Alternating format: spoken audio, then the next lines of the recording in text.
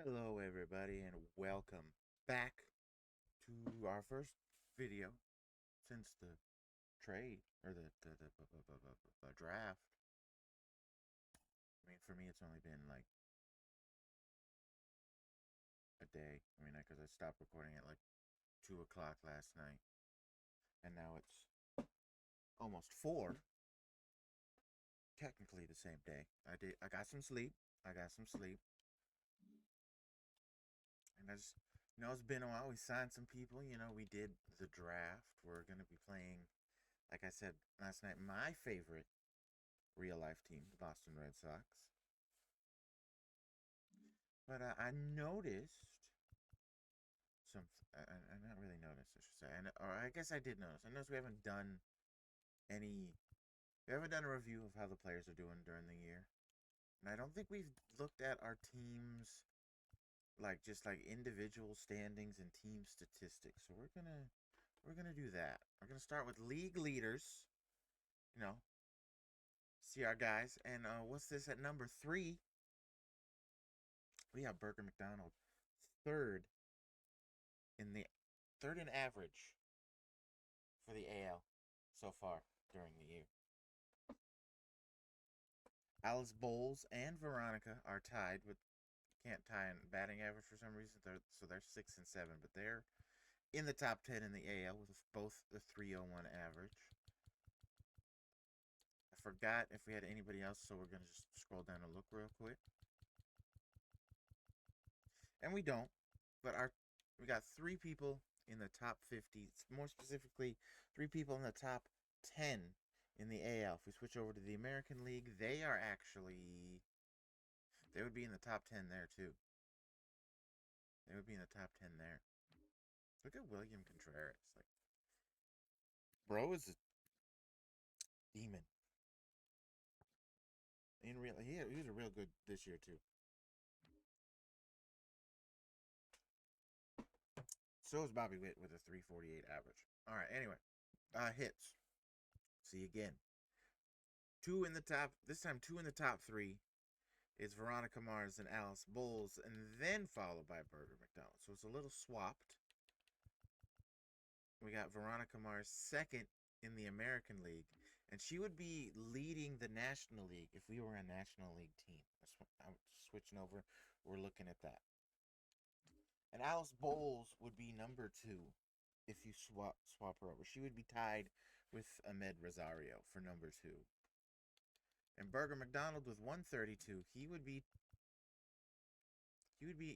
still probably be around the same where he is now, but he'd still be there. But our two tops, Veronica and Alice Bowles, they would be first and second if we were a National League team. I like to see that. I know other people in baseball's like, oh, hits don't matter no more. Well, they kind of do when you need to score runs. They matter a little bit. Okay, maybe not ultimately, but to say they don't matter at all, it's just crazy. Hits do matter, okay? Hits matter. Not as much as they used to, but they do still matter. Okay? They still matter. Anyway, let's see if we have anybody else in the top 50 on our team. No, we don't. At bats, I mean, no matter. We got Veronica Mars there, 4th. Alice Bowles, 8th. Burger McDonald, 16th. Bats, doubles. Veronica Mars would be leading the National League again. But Bobby Witt is 10 above her. Like, this was real life. This man would probably, I think, we'll look at we'll look at awards in a sec. Sorry, I think Bobby Witt is leading for AL MVP. We'll look in a sec after this. Veronica Mars second, but is 10 behind Bobby Witt because Bobby Witt is he's just going. Burger McDonald is tied for 6th with 29. We scroll down a little bit. Speedy McDaniel is tied 28th with 22 doubles. Freya Allen tied for 34th with 21. So we got some people getting extra base hits. Triples, I don't think we had it. I looked last night. I don't think we had anybody on the list. Maybe Speedy. Oh, Freya and Veronica tied for 16th with 4. Yeah, there's Speedy McDaniels tied 27th with 3. And that's it. Home runs, though. We barely have squeaking in there in the top 10. Jose Ramirez crushing it, surprisingly. Like, I know he has this, 30 plus home run pop. I know that, but like to have 30 this early? I mean, it is a game, but like, pop off, Jose. That's why you're like the best third baseman in the American League, honestly. In my opinion, he's so underrated. He's like an all-star MVP candidate every year. And he just quietly does it, and he's just so good. Jose Ramirez is so good. Talk about him taking a hometown discount to stay in Cleveland. Like, bro is just good. Bro is just good. He's just too good. Anyway, where would our Burger McDonald be? He would still be around the same spot. Burger tied for 7th with Jordan and Vinny Pasquantino at 26. Which, speaking of awards, the award race will look, you're going to see something surprising about Burger. Although that might have given it away.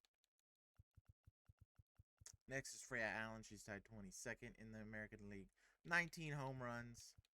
Veronica Mars is tied 28th with Logan O'Hoppe, Mike Trout, Jose Altuve, and Josh Young at 17. Alice Bowles, rated number 33, but tied with Rutschman and Ernie Clement. Wow, that's kind of shocking. He has that many. At 16, go Ernie, I guess. And that's it for home runs. RBIs. Burger McDonald is leading all the American League by 8 RBIs right now, and he would only be 5 behind he's only 5 behind the total of Shohei Ohtani with 95. So he is first in the American League, second in all of baseball in our world in RBIs this season with 90. Burger McDonald's killing it. He's killing it. Oh, should probably look. Anybody else? We got Freya Allen. She's on her own, 16th with 62. And I think that's it. Nope, Veronica Mars does sneak in near the bottom at tied for 44th with 48 RBIs, but she's our leadoff guy. Or girl, leadoff person. And so she should get many RBIs. I thought she might have more. Oh, I did not mean to back out. I thought she'd have more, but Speedy McDaniels was hurt and just not. I mean, he's getting on, but he's not getting on. I don't know what's going on. But anyway, runs, as you kind of saw before, Veronica Mars leading all of baseball in as a single person, leading all of baseball in runs scored with 85, one above Shohei.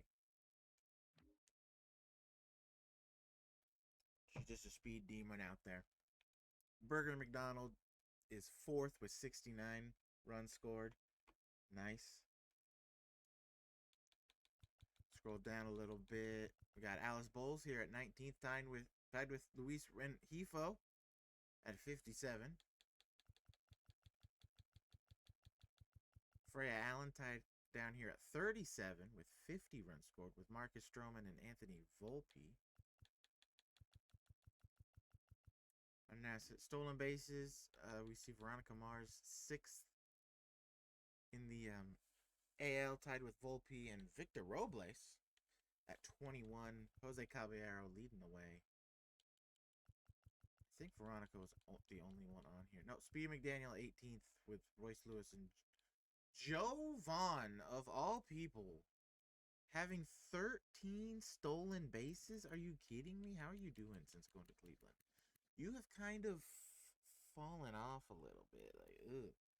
Glad we traded him when he did, because look at those minuses. I thought he actually might do better in Cleveland, because I know in real life and in the game, the Cleveland took out a part section of right field, and it actually made them a better hitter park. So I thought, Texas, old Texas, our home stadium is a good hitter's park as well, especially in right center. That jet stream out there to the bullpen was good, but I thought he could do good here too. But he's kind of fallen off a bit. But 13 stolen bases is crazy for a man with only 39 speed. But they're tied at 18 with Speedy McDaniel. Speedy McDaniel, I'm gonna need you to steal more.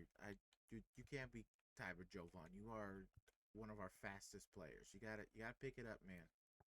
I know you were hurt for a bit, but you gotta pick it up. Let's go. Anyway, I think that will be it for our team on steals. Yep. Walks. Burger McDonald 5th, 58. Veronica Mars 9th. Tied with Jovan again at 52. Jovan not letting his old teammates beat him, I guess. Speedy McDaniel tied for 30 with 41 walks. See, that's how he's getting on base. See, his average is 219, but he's getting on base. His on base percentage is 330, so he's doing okay. Would like him to hit more though. But Alice Bowles tied 37, 39 walks. She is the opposite of Speedy McDaniel, where he is. I mean, he struck out 81 times, but he's also, walked 41 times. So he's got a pretty good walk rate. Let's see if we can look at walk percentage, 13% of the time, 26% K rate. It's a bit high, but I mean, he's walking at a good clip too. So, but he's just not hitting. Where we go to Alice Bowles, we're doing a little team recap here in the middle of looking at their individual stats before team stats. Alice Bowles is the complete opposite. She is as you saw, she's absolutely hitting the ball, but she's not walking great. Like, she struck out 145 times, but she also has 136 hits. She's, 301 with a 360 on base percentage, which, higher than Speedy. She's walking at a lower rate and striking out at a higher rate more, but she's just hitting that ball, man. She's just hitting the ball. And as you can see, she's gone up, I think 2 overall already with C potential. She was, I think a 60 at the start of this series, and in the first season, she's already up 2 points. She hits. She's hitting. And then I think that's it for our team. Okay. On base percentage, Burger McDonald, third in the AL, 395. Veronica Mars, 7th, 378. Saw Alice Bowles, 13th in the AL at 360. I don't think Speedy McDaniel will be on here because he was hurt for a while, but he would be in this range. Yeah, he would be in here at the 330, but because he was hurt for a while, he doesn't get to be here. But if he was, he would be 36th, 37th, or 38th is where he would be. So he would be in the top 50. Slugging, we have to go all the way down to 7 for Burger. Still good. Just still good. He's 7th in all the AL. Down a little bit, 14th, Veronica Mars. Scroll down a little further, Alice Bowles at 31. Surprised no Freya Allen. That's kind of her thing, is she just slugs the ball. OPS, Burger jumps up to 3rd though. The 960. Scroll down to 9th, Veronica Mars. Scroll down a little bit more. Alice Bowles, 25th in the American League. And that's it. And then we go to pitching stats, and it's not going to be pretty. I know wins really don't matter, so we won't look at wins. Losses don't matter. Saves, they do. And I should have scrolled from the top. But we got Kyle Nicholas tied for 28th with 2. Adrian Morejon, our trade candidate, and Craig Kimbrell tied with 3. And we just recently got Craig Kimbrell. So, you know. Hannah Walker is tied 13th with 14 saves. She is our best reliever in terms of that stat. ERA, we have one person. They're kind of near the bottom, but she made the list because she has been surprising. And that's Carly Spears at 45 with a 3.96 ERA. She's had a really good year. That's why we signed her, you know, in our role play in the last video with the draft, where she, you know, we needed pitching, and she said she wanted to stay. She wanted to get it done as quickly as possible, and we were like, done. You know, so we signed her again for a 3-year, $10 million extension because I guess she accepted it, and we'll take it. So a little lower pay for her to stay for the next 3 years. You know, she's just been our she's been our rock in the rotation, surprisingly. You know, and I mean, I said I don't know, said she was the only one. Kyle Harrison technically is here, but he has started what, maybe 4 games, 5 games for us. His most of his stuff is from the Giants, so we're not, even though he's there, we're not counting him this season because the majority of his season will have been played in San Francisco. So he doesn't count. Home runs allowed, I don't think we were on this list. We'll do a quick search through. Again, Kyle Harrison, but again, most of his time was spent on San Francisco this season. Doesn't count. Carlos Hernandez, okay, I forgot he was here. He's tied 23rd with only 17 home runs allowed. And Regina George, the person with the 7 home runs per 9 rating, which is up 3 from, what was that, 4? It's only given up 21 home runs. And Carly Spears is tied too. Huh, all right. For shutouts, I think we have a couple, but I don't know if it's going to count as everybody or as a team. I mean, Carlos. Oh, yeah, Carlos does. He pitched a 9-inning shutout with no strikeouts, even though his strikeout rating is now up to an 84.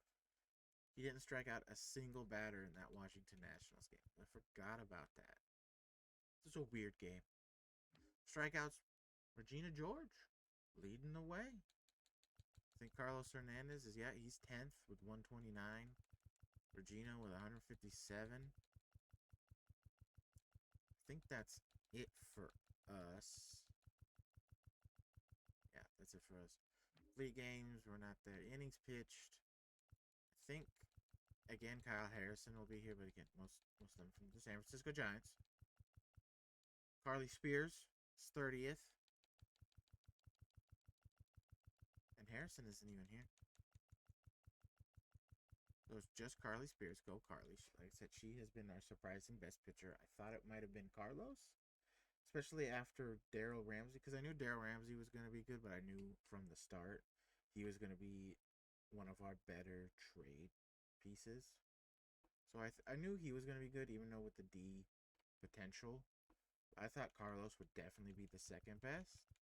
But it's been it's been Carly. Walks allowed, Carly Spears is 5th, only 27. Regina George with I guess her walk rate is okay.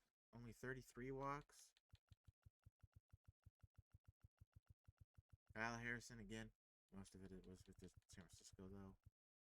Whip. We have Carly Spears with a 1.21 whip, 30th in the AL. Kyle Harrison, 43rd, but again, not on our team. Pitching war. Now, I saw this, and this is going to surprise you as we scroll down to find our guys. Even with I think it's a 4.71 ERA, and 72 runs allowed, 67 earned, 21 homers. He does have 157 strikeouts. She has a 1.49 whip, not great. And we go to her other stats. Her FIP is 3.5. So it in plays that only involve, her pitching, she's doing a lot better. She's a lot better with stuff only she can control. But she has a 2.6 whip. And we scroll down, she's still in the top 50. But Carly Spears was having a really good season in terms of these stats. 141 innings leading the team. ERA leading the team. WHIP leading the team. Only has a 1.3 WAR. Now her FIP is higher than her ERA. So it's a little worse, but I guess the strikeouts really matter because she's up to 50 now in the Ks per nine. But I could argue she's the better rock holding it down. But Regina's up there, man. So I guess you could say by WAR, Regina's our best pitcher after Dale Ramsey. Where was he? He's 7th. He's 7th on the list, which most of it is from us. Like, she's only 0.4 behind our former ace in terms of WAR. So by WAR logic, she's the best pitcher on the team since Dale Ramsey has been traded. Which is kind of why, personally, I don't like WAR as a stat. Because all I'm saying, not saying it wasn't a historically great season, but how could Shohei Ohtani, who only maybe affected the game 4 times at the plate and maybe a couple of times on the bases, has more WAR than Francisco Lindor, who was I believe, second in MVP and runner-up in Gold Glove. He had Gold Glove defense, and you're telling me somehow, even though, again, historically great offensive season, but you're telling me with Gold Glove caliber defense and an amazing offensive season, you're telling me Shohei Ohtani still had like almost 2 points of WAR higher than Francisco Lindor? I call a little bull. I call bull on that.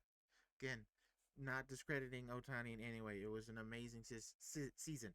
First ever 50-50 season. But you're telling me that is worth more WAR than someone who also had maybe not a historic offensive season, but a really, really MVP caliber offensive season, and also Gold Glove caliber defense, and you still somehow have less WAR? I don't get it. I don't really understand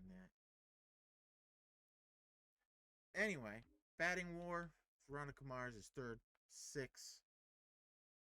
She would be leading the way in the National League. Although, to be fair, batting WAR, National League, Shohei Ohtani has 4.9. We go to pitching, he has, because, in this universe he can pitch, he has 2.8, so that's roughly about 3 extra WAR. So if we round that up to 5, he's about an 8-win player, so he's definitely the most WAR in the league. Batting WAR, Veronica Mars, 6. Burger McDonald, 3.8, because even though he has better than average defense, he's committed 15 errors in the field.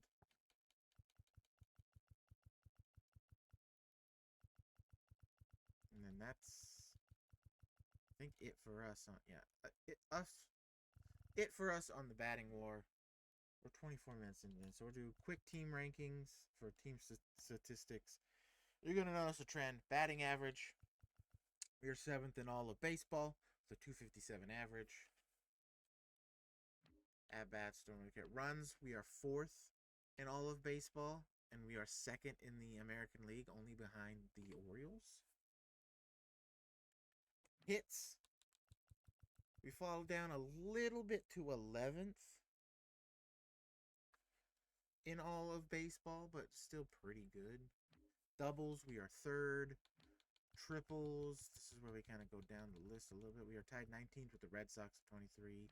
Home runs were down a little bit because a lot of our big contributors were hurt for a while, like Riley Tall and Joanna.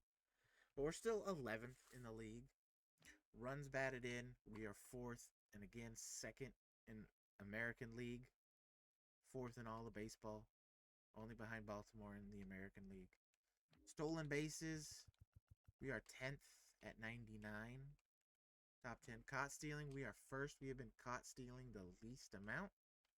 And our stolen base percentage also is number 1 at 76% success rate. Walks, 13th, about middle of the road in all of baseball. Strikeouts, we definitely have a lot. We are 22nd in the league in strikeouts. Slugging percentage, 6th though. On base percentage, 10th. Total bases, we were 8th. I don't really know what this stat is, but we're in the top 10. That's good. We've grounded into the most amount of double plays, and I can guarantee who the leader is. He's on San Francisco now. Where's San Francisco? Yeah, they're 75th, which, by the way, they apparently traded for Nico Horner. They're going for it. They got Clutch McGee, and they're going for it. But yeah, it was Clutch McGee. He probably had the most grounded to double plays. He did it a lot. That's why we're last. And we are well and truly in last place by a pretty significant margin.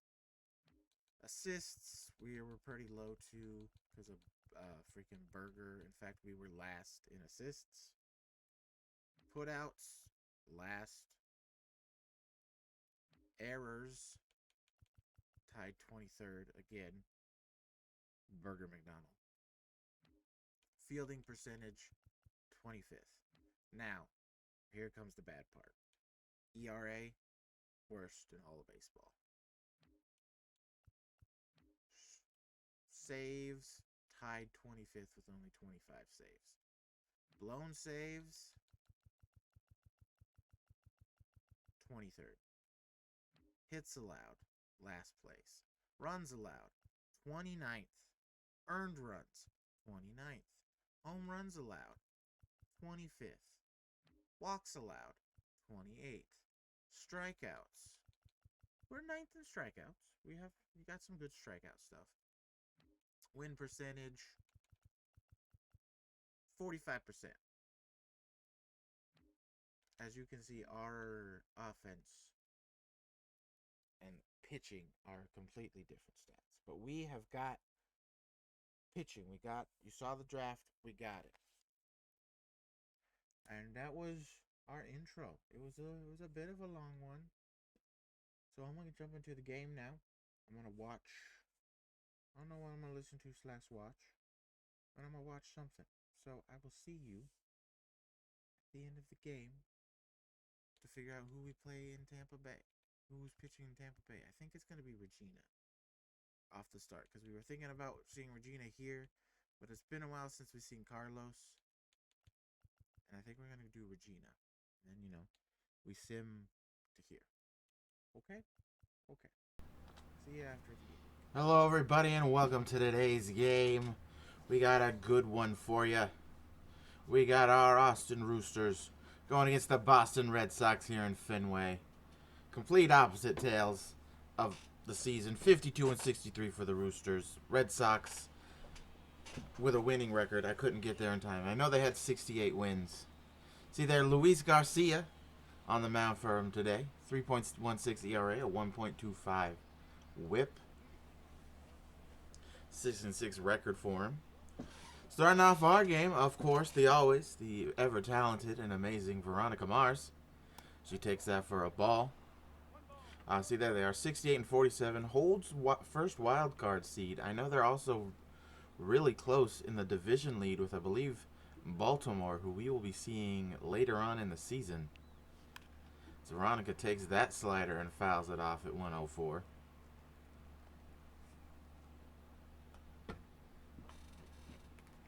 No, beautiful park, Fenway. It's the oldest stadium in MLB. Everybody probably knew that, but if you didn't, now you do. So Veronica pops out to shortstop for the first out of the game. See our lineup for the Roosters. They are third in team OPS this season with 756. At least third in the AL. I don't know about the whole majors, but AL, that's pretty good. See Joanna Becker. Not very high. Good stats, but not very high. She was hurt for about 2-3 months of the season. Taking that curveball for a ball, but you see 290 average on the season. 6 home runs. Looks silly swinging at that cutter, though. You see there, surprise, Regina George leading the AL in strikeouts this season with 157. In fact, believe it or not, with her, she is the highest pitcher with WAR. I don't know why I worded that way. She has, I should say, she has the highest WAR among starting pitchers on our team. At about a 3.2, I believe. As Joanna Becker goes down swinging for the second out of the ball game.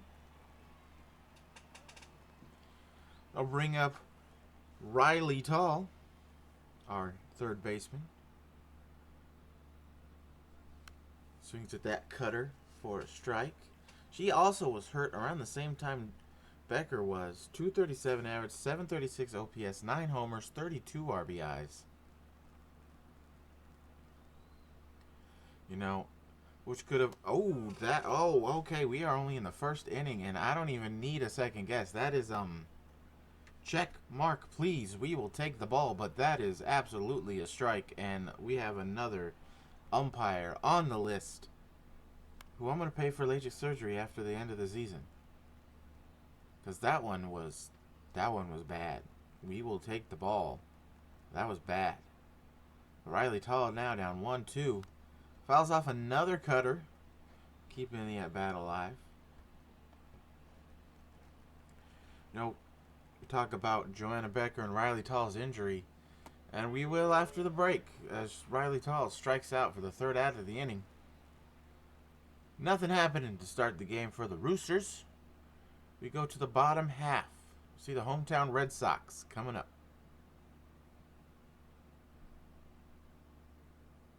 On the mound for us today, Carlos Hernandez. 22 starts on the year, 4-6 record, 120 innings, 5.48 ERA, a 1.71 WHIP, 129 strikeouts. Strikeout rate sitting about 23%. Bring up Jarren Duran for the Red Sox, their leadoff man, 281, 19 homers. You saw their career high in RBIs, and the season isn't even over yet. Having an amazing season. Takes a ball. But to get back to top of the inning, to Riley Tall, Joanna Becker, you know, going down quite early on the season. Could imagine maybe this team actually being in the wild card hunt as Jarren Duran pops out. That is still not a recorded strikeout on broadcast for Carlos Hernandez, as you see the Red Sox lineup. But with Ramsey, you know, leading the way, and Regina, surprising WAR numbers, to say the least, and Carly Spears having probably the best ERA and stuff on the team. Or you could think the Roosters could be doing a little better. Now, not discounting the guys that we traded for to make up for the injuries, because they have been phenomenal. Rodolfo Castro being the main one. But, yeah,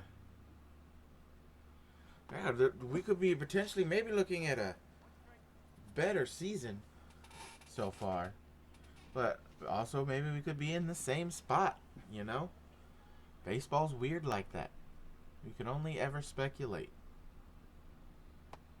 Carlos goes down 2-1 here on David Hamilton. You know, doesn't share a last name, but back in the 2004 playoffs for these Red Sox, as Hamilton grounds out, they had another David on that team, the manager of the Dodgers, David Roberts, who was the hero and led to the Red Sox as Rafi Devers steps up there. 8th in the AL with OPS with 900, 307 average on the year.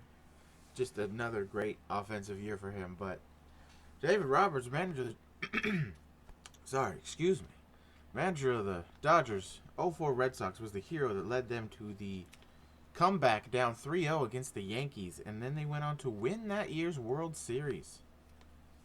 Grounder to Riley Tall, gonna double clutch it, and even Rafi Devers will be safe on that. Riley, you gotta get rid of that thing quick, even though it is Rafi Devers running. I know he's not the fastest, but ranging over like that, double clutching, that's an infield hit. Becker bobbles. Not in time. So can't field the ball properly. Now we got 2 on, 2 on, 2 out here in the bottom of the first. Red Sox with a little 2-out rally here.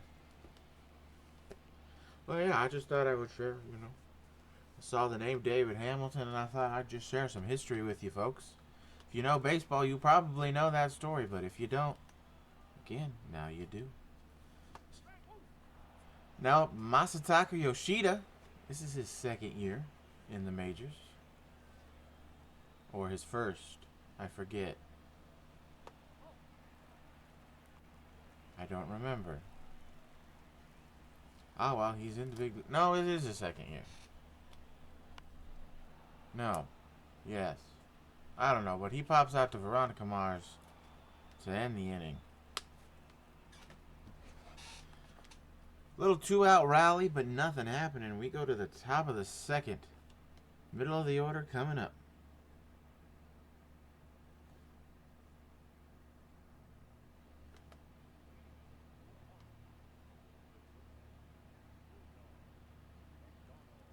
Here comes Burger McDonald. He's going to smack one into left. Off the monster. He's going for 2. And he is in there safely with a lead-off double. First pitch swinging. His 30th on the year. Didn't even get to talk about his stats. As of right now, if the season were to end today, he would win Rookie of the Year and be runner-up in MVP as well as how good his season is going. Leading the American League in RBI, 2nd in all of majors behind Shohei. Gets a middle cutter and is now got himself his 30th double on the year. Brandon Belt swings at that cutter for a strike. Speaking of cutters. Signed early in July. 294 average so far. 905 OPS. Splitting time at first. He plays against righties. And then they swap over Riley to first because she can play there. And Castro plays third. Rodolfo against the lefties.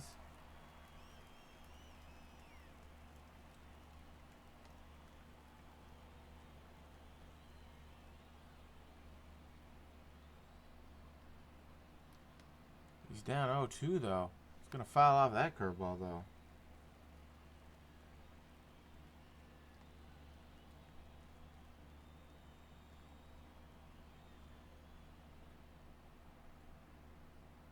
See here, and he's going to strike out on the cutter for out number 1 here in the top of the 2nd.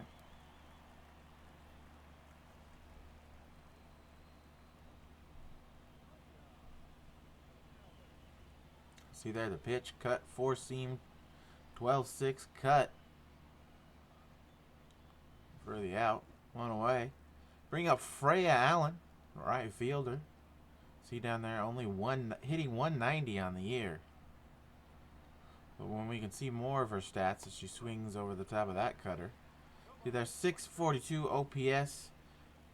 Not great on the on-base percentage, but 19 homers, 62 RBIs.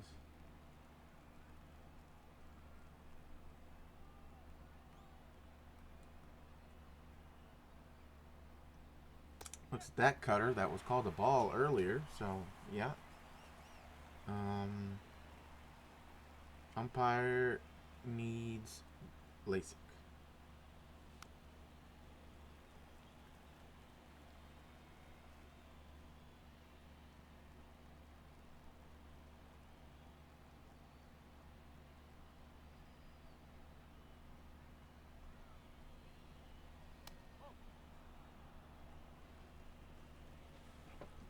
Freya battling here early on. See what happens. She's gonna swing in on the cutter, running in on her. Back-to-back strikeouts for Luis Garcia here after the double. There's 2 away now.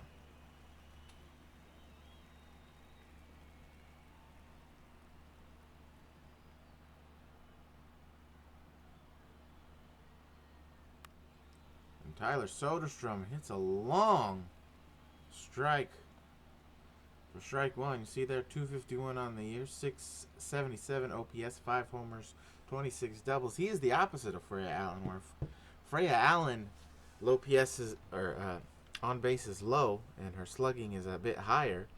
Tyler Soderstrom on base is higher than his slugging right now. So they're the inverse of each other. But he's going to listen to the sound off that bat. That's going to, off the top of the monster, that is an RBI double for Tyler Soderstrom. And our Roosters get on the board here in the top of the second with 2 outs. His 8th double of the year. And the Roosters now lead 1-0. That is off the top of the monster. Beautiful sound off the bat. It's what we call a perfect right there. You see there our swing tracker in the bottom left-hand corner of your screen. Curveball, middle of the plate. Soderstrom did not miss it. Bring up Alice Bowles. She's on a 9-game hitting streak so far. 301 average this year. 809 OPS, 16 homers, 43 RBI. She has been everything you could ask for so far at the DH spot. She's hitting, she's getting on base, she's scoring runs, or driving in runs. So it even got some pop in that bat. She's just been everything so far this year. Everything they asked for. But right now she's going to strike out to end the inning. But Tyler Soderstrom, you see the highlight here, hits one off the top of the monster for an RBI double. We go to the bottom of the second. Roosters up 1-0.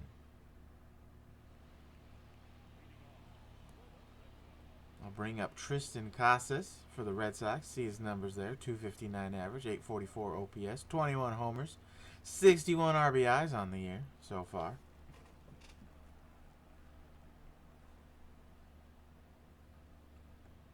He's going to take strike one from Carlos Hernandez. We are now, what, 10 innings in broadcasts with Carlos starting, and he still has not got a strikeout yet. And there's another one as Casas flies out to Speedy McDaniel playing right field today, apparently. For out number 1, Connor Wong.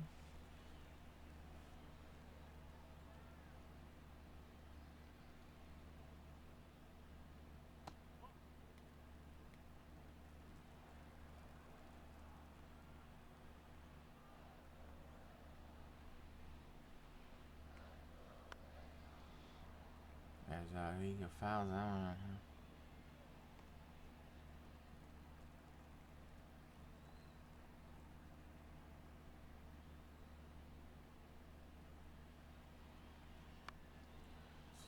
Connor grounds out to Joanna Becker there.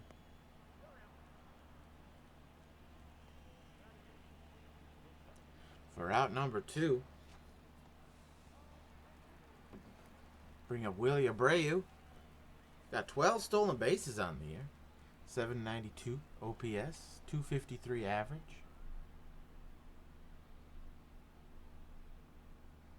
There's a screwball way out there and in the dirt for ball 1. See there, Willie Abreu. Last game, he only had 1 hit, but it was a big one. And there Carlos goes with a strike over the plate. 2-1 count now. You know, we talked about Carlos. Or we talked to Carlos at the start of the game as Willie Abreu base hit through the second base hole over there for a 2-out single. But we talked to Carlos Hernandez before the game, and he said he's aware. I mean, because he pitched the game, but he's aware. He said he doesn't.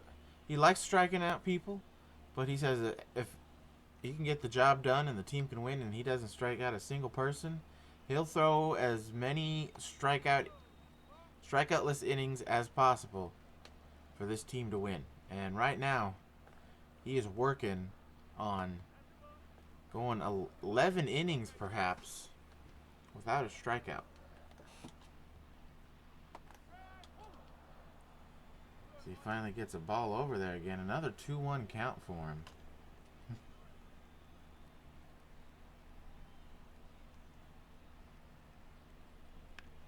And he's going to ground out to Brandon Belt here. Vasquez is. Didn't even say his name. Sorry about that. But nothing doing in the bottom of the second.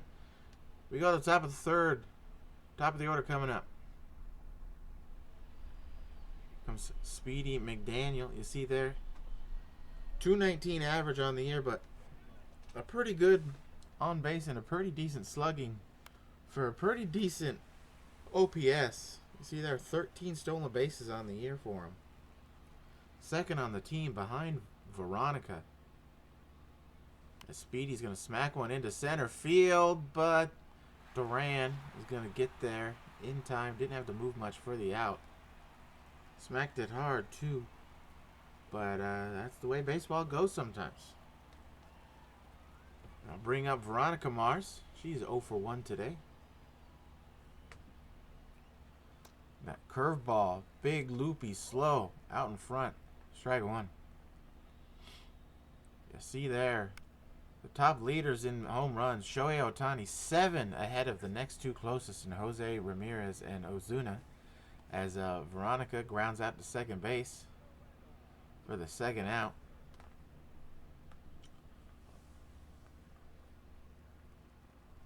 Bring up Joanna Becker. She is 0 for 1 today.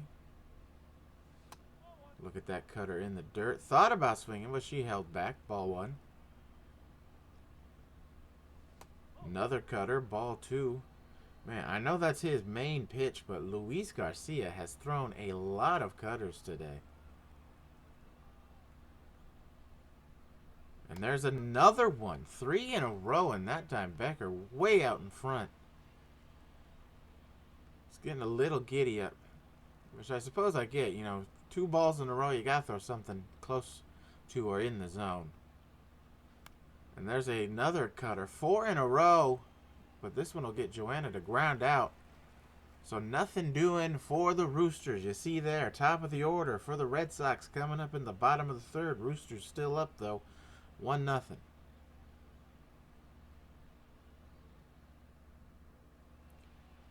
And there is the aforementioned leadoff man of the inning and leadoff hitter for the lineup today, Jarren Duran. He is 0 for 1 today. And we are now up to 11 straight innings without a strikeout for Carlos Hernandez. As Duran's going to take that curveball for a ball. Duran, all-star team member this year. He swings over the top of that splitter for a strike. Now we also talked to Carlos about what's it like to be in a league where everybody is just throwing harder and harder, and he is more, even though he's only 23, he's more of an old school pitcher.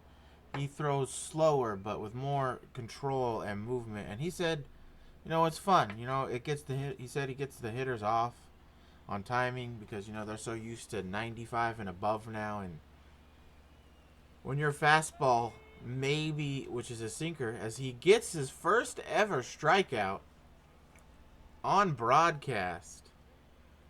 See there, the pitch sequence. Curveball, splitter, slider, sinker. You see he threw a slider in that at bat harder than a sinker. When his sinker can only hit 95 or 85, which is his fastball, it is definitely a whirlwind. And like we said, we talked to him and he said he enjoyed being the slower pitcher. Gets people off on their timing, you know? Not what I said before. Don't even listen to it.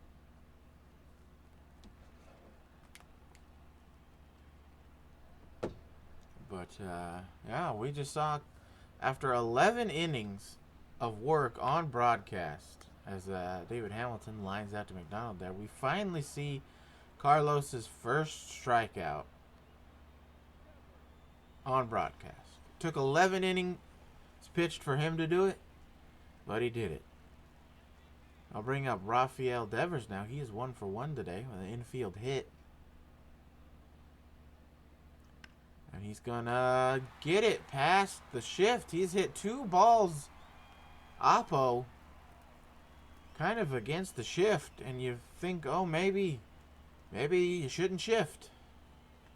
It's like these guys are major league hitters, and they can hit the ball wherever they want. As Tyler O'Neill steps up, he is 0 for 1. He reached on an air his first at bat. You see there, 258 average, 806 OPS. Having a really good year, Tyler is. He swings at that sinker. Again, only 82.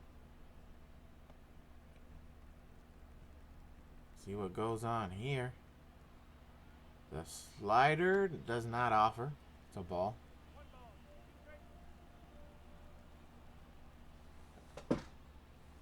Throws a curveball. Doesn't offer for another ball. See what we got here. A slider, and got him. Second strikeout on the game for Hernandez. This one ends the inning. Nothing really doing for the Red Sox here in the bottom of the third. We go to the top of the fourth. Roosters still up 1-0.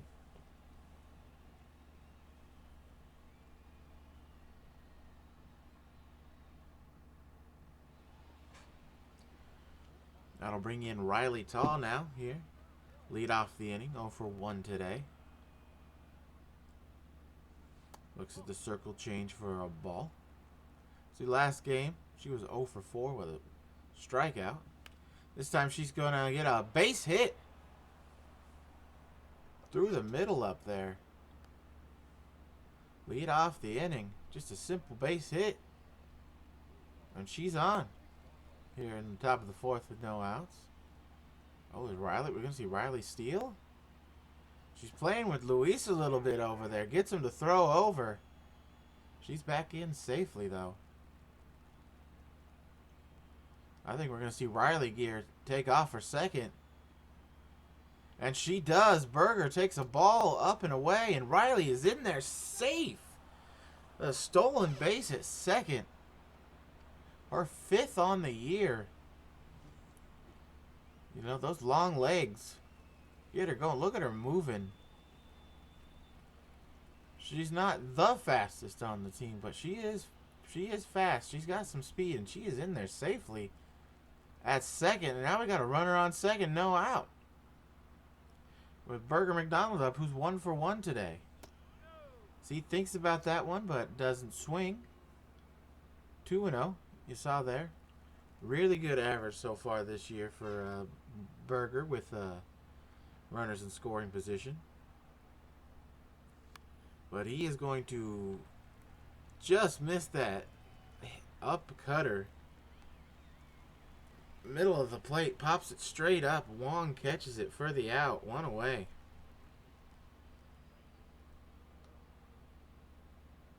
I'll bring up Brandon Belt. He is 0 for 1 today. With a strikeout. He takes that for a ball.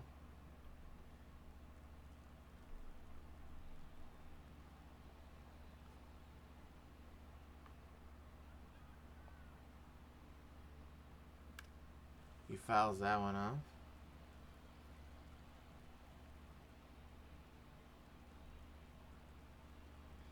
You know, Brandon Belt, drafted by this team, in the Red Sox anyway, in 2006. Never signed with them, though. Ed Howard played for the San Francisco Giants and Toronto Blue Jays.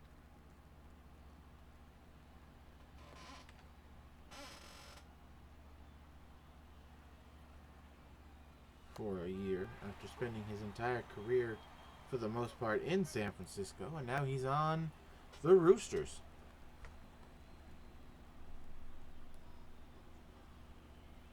signed that first week of July.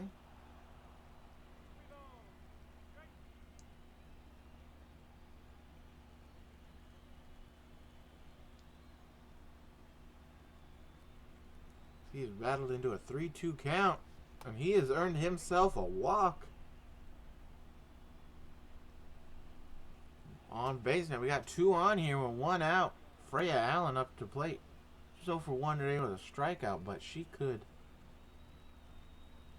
do something here. Let's see.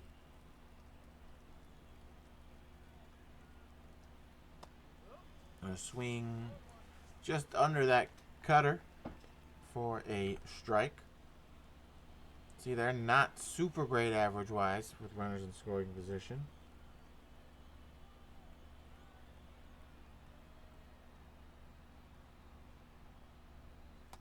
Takes another cutter for a ball. Back-to-back cutters. Just Luis Garcia really likes himself some cutters.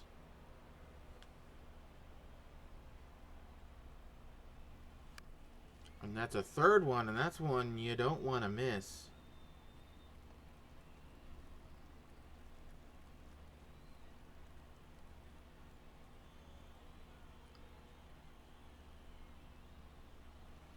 She smacks one to center. Duran not going to catch it. It is off the wall. And Freya Allen is going to get herself an RBI double. Her 22nd on the year to make it a 2-0 ball game. See there, Riley and Brandon Belt kind of had a hold up and just out of reach of Duran. Everybody able to make it safely to their bases, though. And we got a 2-0 lead. Tyler Soderstrom, he's up to plate now. He's 1 for 1 with an RBI double himself. He's going to smack one to Devers, and Devers just going to throw over to first for the out. But the run does score, so we got a 3-0 ball game now. Here in the top of the 4th. I'll bring up Alice Bowles. She is 0 for 1 today with a strikeout. Oh, and Freya taking off for third, and she is in there safely. Her 8th stolen base on the year. That's a risky play, but she gets it done. Well in front there. Well there before the ball got, I don't know what I'm saying. She's safe. Let's be happy she's safe and not getting the third out by stealing. Alice gonna check her swing, but that is a strike anyway. Down 0-2.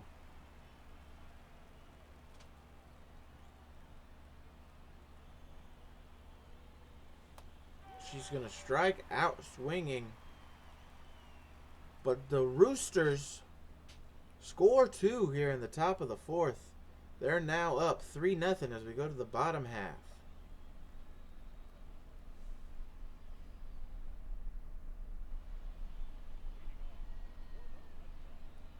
That'll bring up Masataka Yoshida, who I looked it up, and by looked it up, I just had my guys in my ear tell me, and definitely not looking at my phone. This is his 2nd year in the MLB. I was confused because I know he was part of the World Baseball Classic team for Japan. The winning Japanese baseball team in the World Baseball Classic.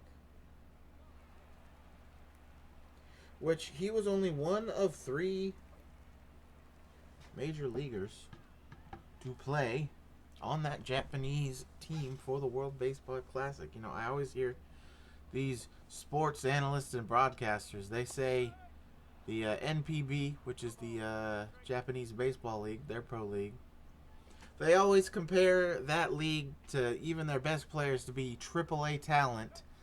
And, you know, the USA team always has superstar level, all-star level MLB caliber players who, according to the analysts, are better than the Japanese team that they bring to the World Baseball Classic. And Japan has 3 wins compared to our 2 wins here in the U.S. So, by the analyst records, does that mean AAA players are better than Major League players? I don't think so.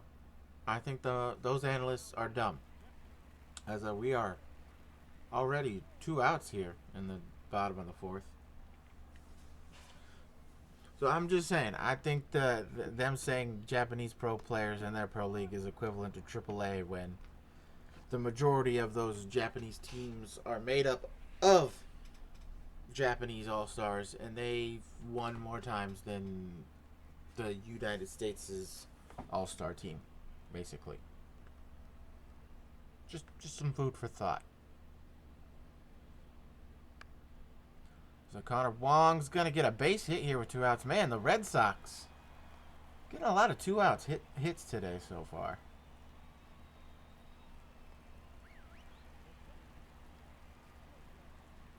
So that'll bring up Wilyer Abreu, who is 1 for 1 today. He is one of the ones with the 2 out base hit, and that is... Will take the strike, but that is, I believe, out of the zone. But we'll take it. According to our pitch tracker, it just hit the zone, so it could have gone either way. Curveball down and in at his feet for strike 2. And the sinker gets some striking out to end the inning. Another 2-out hit for the Red Sox, but that's it. We go to the top of the 5th. Roosters still up 3-0. Here we are here. Top of the inning. Leading off, Speedy McDaniel. He is 0 for 1 today.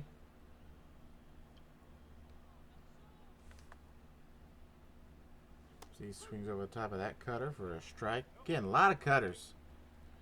So you have 22 doubles on the year for Speedy McDaniel. Tied for 3rd on the team. We saw Freya Allen get her 22nd of the year. Speedy is going to just miss that one. Pop it up to 1st for the out. For our number 1. That'll bring back up the top of the order in Veronica Marsh. She's 0 for 2 today with a pop out and a ground out. Let's see if she can change her fortune around. Not by looking at that cutter. So she is 9th in the AL with an 888 OPS. Person in front of her is sitting over there at 3rd base. You can see on the umpire cam. Is Rafi Devers. It's 1 position above her. So 2 of the top 10 sluggers in the game going at it today. It's Veronica fouls that one off for a long strike. Little out in front. That's the pitch you want. And instead of hitting it good, she got a long strike.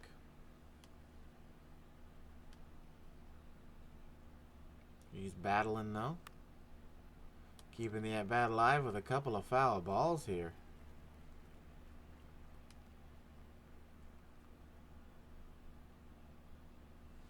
And still battling is Veronica.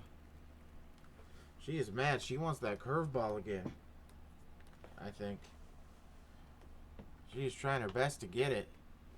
And she got it, but not in the place she wanted. She swings over the top of it and throw down to 1st. Completes the strikeout.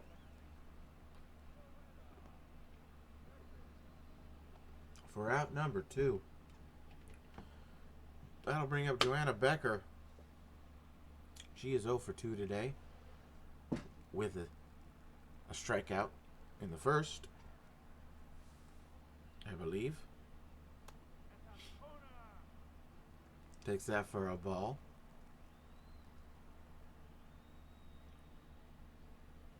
Swings over the top of that cutter. Again, just cutters for days from Luis Garcia. And that's a strike. Man, this umpire is...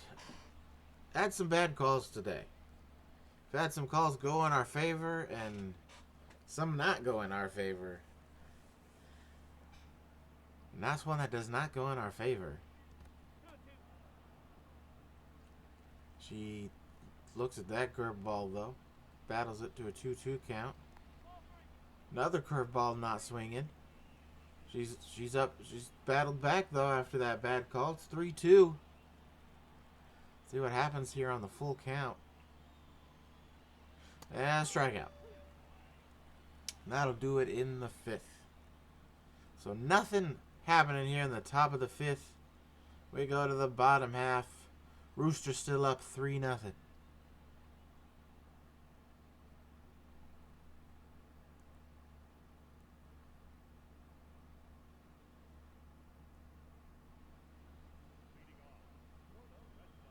And Manuel Valdez. There you go. I said your name this time. I'm sorry about last time.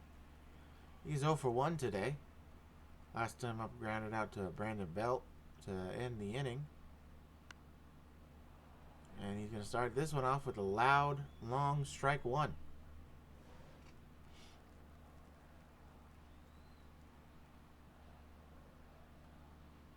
Carlos with the old school wind-up and pitch. It's another foul ball, another long strike. 0-2 now.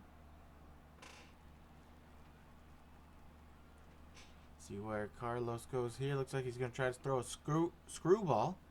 Breaking off out into the dirt, and he does, and he gets Valdez swinging for the out. His 5th strikeout of the game for him. That Statcast, we got a slider, curveball, screwball, no sinker, not the fastball at all. But granted, so far today we have seen his slider ever have a higher velocity most of the time than his fastball, so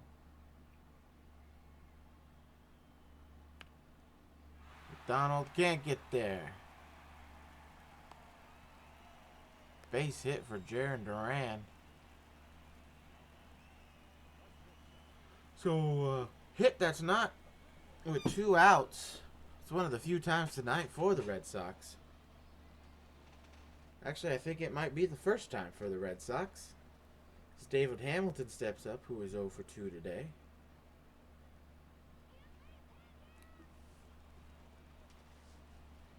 Duran, a threat to go, takes a big lead off first, and that... Oh, wow. We will take it, but that is a ball. You see, even Duran out there at first base is like, that was a strike? Yeah, it was a strike, Duran. We will take it, but man, that's not a good call. As Brandon Belt throws it wide, and instead of a double play, we have 2 on with 1 out. Sorry if you can hear my chair squeaking. But even it's upset at the throw by Brandon Belt when we could have had an inning-ending double play. Instead, now we got 2 on with only 1 out with Rafi Devers stepping up, who is 2 for 2 today. Make that 3 for 3 today as Duran's going to charge home. Speedy's throw is off just a little bit.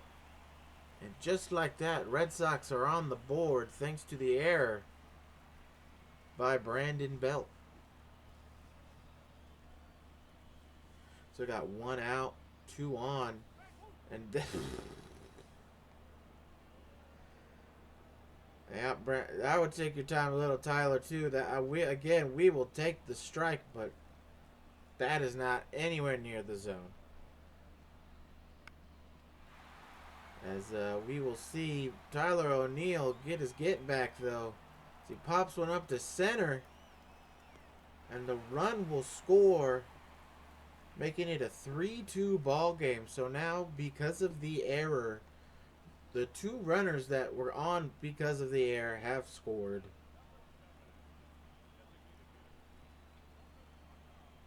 It's a 3-2 ball game. We got 2 outs, though.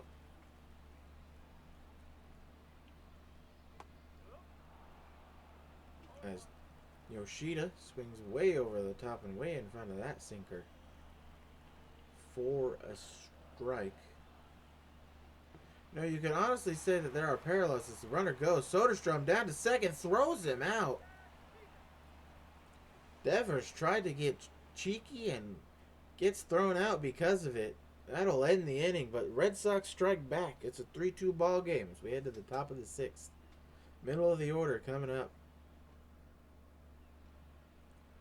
Bring in new pitcher Brennan Bernardino. Bernardino? Bernardino? Bernardino. You see his numbers there. Sorry, I'm just trying to say your name correctly. I'm sorry I didn't read it, and it's that I just didn't know. I was trying to pronounce his name correctly. So Riley Tall will be the first to step in and face him. Again, weirdly, don't know why they're bringing in a lefty when Riley Tall, you just saw their numbers, especially average-wise, actually better against lefties. I know she's got a lot more power versus righties, but she's a better average hitter, and she still does have pop against lefties. I don't understand when the other teams make this move. But anyway, as she smacks one into left, and it's going to be caught for the out.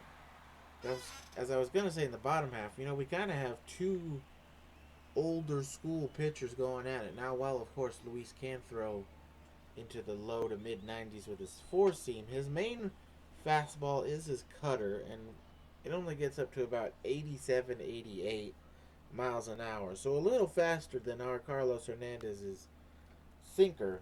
But again, not the hardest thrown fastball out there. Sinking fastball versus the cut fastball. So they're kind of more older school pitchers, at least with their main fastballs. Said Luis can hit the 90s with his four seam. But he does not throw it as often as that cut fastball, as we have seen today. Berger swings and misses at the curveball for out number 2.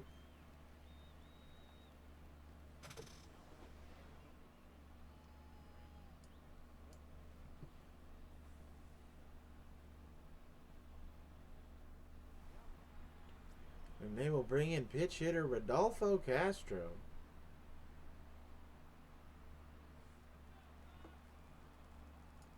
Sorry with the weird camera glitch.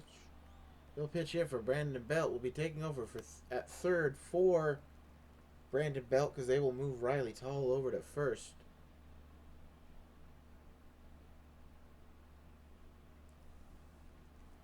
See what he can do. Lefty crusher. That's why they got him.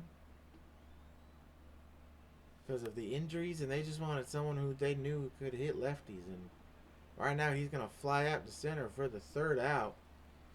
So nothing doing here in the top of the 6th. We go to the bottom half. Roosters still up 3-2.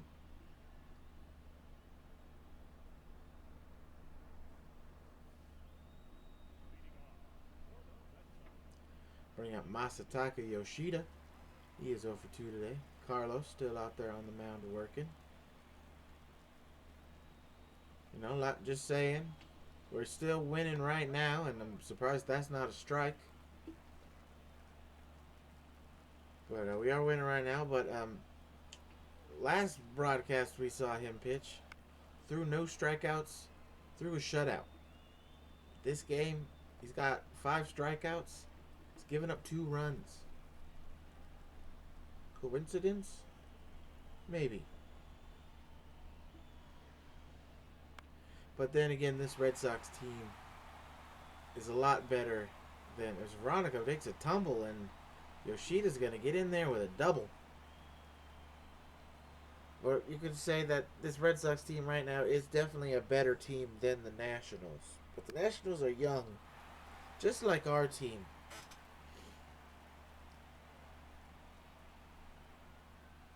So, see why. But that'll bring up Tristan Casas. He is 0 for 2 today. I'll take that sinker for a strike. He strike out and line out for him.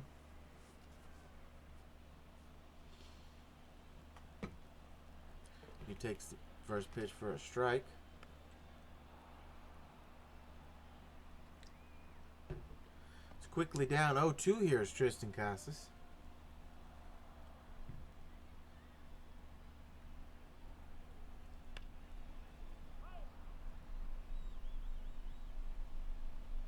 Fouls it off to keep his at-bat alive.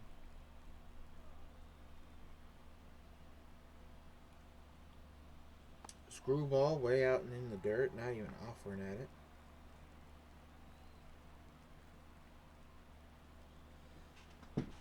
it. Excuse me, folks, as Casas grounds out to Becker for the out, but Yoshida moves to third with only one away.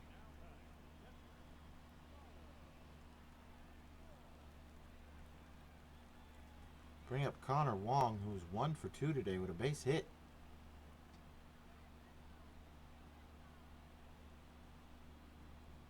And he's going to ground out to second, but Yoshida will come in to score. And we are now tied at 3 here in the bottom of the 6th. And you see there, the manager is going to come out and get Carlos.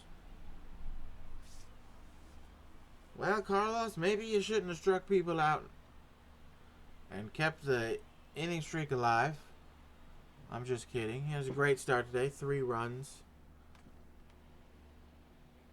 Bring up Adrian Morejon. Came over from San Diego near the trade deadline. See his numbers there, mostly with San Diego. Good lefty kid. I remember saying, I believe it was in our Blue Jays broadcast, maybe our Twins, that we got some good young left-handed or right-handed throwing flamethrowers. We could use a left-handed one, and surprise, surprise, when the Padres traded us him for Sixto Sanchez. Freya Allen looks at the ball, and Wilyer Abreu is going to be on with a 2-out double. Normally not that great against lefties, but welcomes in Morejon with a double.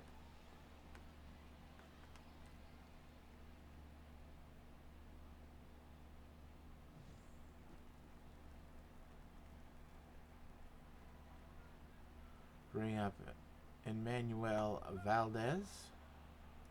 He is over 2 today with a strikeout and a ground out.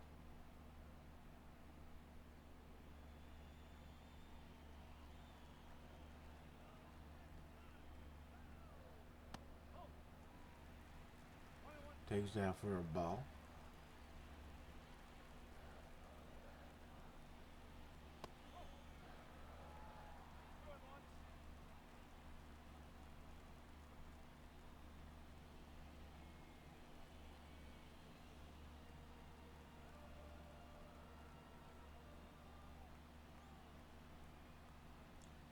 Falls in the count 2-1, but throws a slurve in there for strike 2. Let's see what happens here. Splitter down. 3-2 with leadoff man Jarren Duran waiting. See what Morejon does. Throws a slider, but Valdez is just able to foul it off to keep the at-bat alive.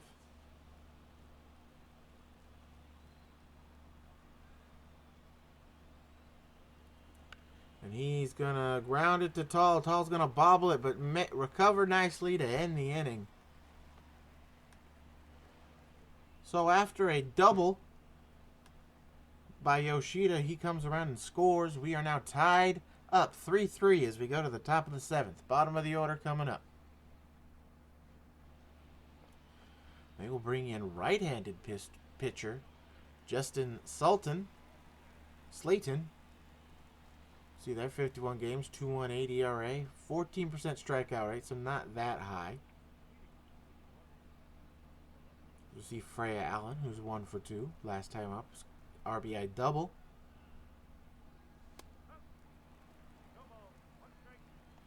And she swings behind that fastball. Make it 0-1. Gets the slider and absolutely crushes it, but pulls it foul for a long strike, too. This being the Fenway, and even though it was only 87 miles an hour off the bat with that right field corner, there's a chance it could have been a 4-3 game if she just straightened it out a little bit. And, ooh, that's the slider you want right there. That is the slider you want.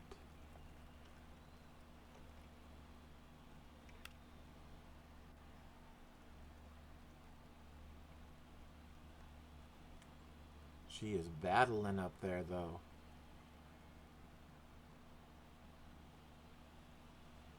She's going to go down swinging well behind that fastball. I don't think she was expecting back-to-back four-seamers there. Yeah, you can see she was just too late. She realized a little too late that, oh crap, it's a fastball. We go down. One out here in this top of the seventh. Bring up Tyler Soderstrom. He is 1 for 2 today with a double and 2 RBIs. One on the double, one on a ground out.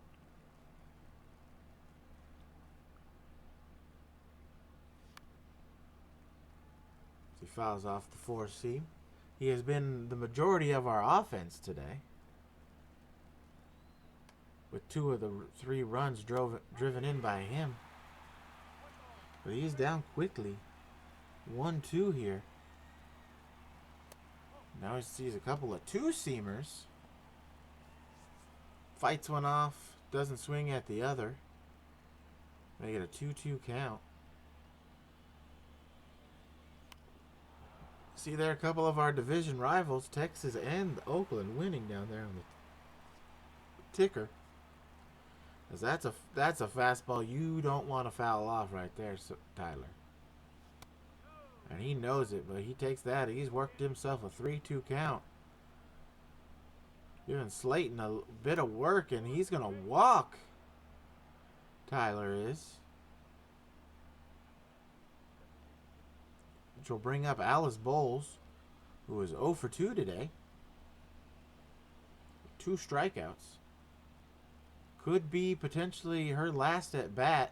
She is on a 9-game hitting streak, as mentioned at the start of the game. And she misses the slider you want to hit. Oh, hey, look, there's right there. Our broadcast on the ticker will show you. She is out in front of that slider, and that's the slider you don't want to miss. That one is. It's just a ball. You don't want to miss that. You want to miss that one. And that 4-seamer you also want to miss for a ball. There's one of our other division rivals there. Logan O'Hoppe 4 for 4 on the day so far through the 7th, but down 6-8 against the Nationals. And Alice Bowles is going to keep that hitting streak alive. 10 games for her. Down the left field line for a base hit. And just beautiful work right there. A 2-seamer running in on her. Doesn't do much like she normally does. Just puts the bat on the ball. And when she usually does that, it's good things for her. Bring up Speedy McDaniel now. He is 0 for 2 today. He's going to drive one. Center field gap. And it's going to be run down by Duran. And he's going to throw it off target at first. And Alice is just able to get back. Oh, wait. Is that Abreu out in center? I thought it would have been Duran. Apparently, they got Wilmer out there. I've been getting the center fielder wrong this entire time. I am sorry. That'll bring up Veronica Mars. You see there, great normal average. Not great average with runners in scoring position, surprisingly. She is 0 for 3 today.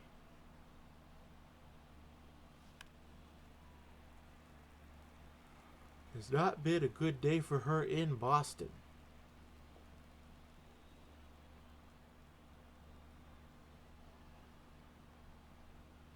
As she looks at that four-seamer in the zone for strike three.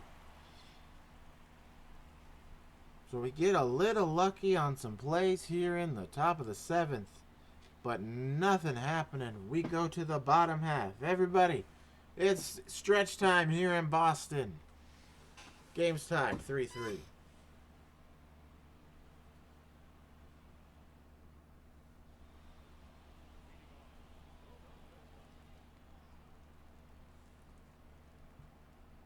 As we see, Adrian Morejon back on the mound. Throws that to Duran for a strike.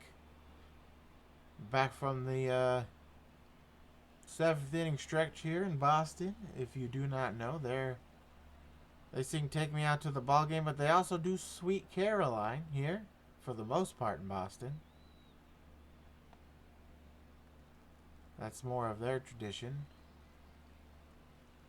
I believe they do both, but I know the majority of one known as "Sweet Caroline."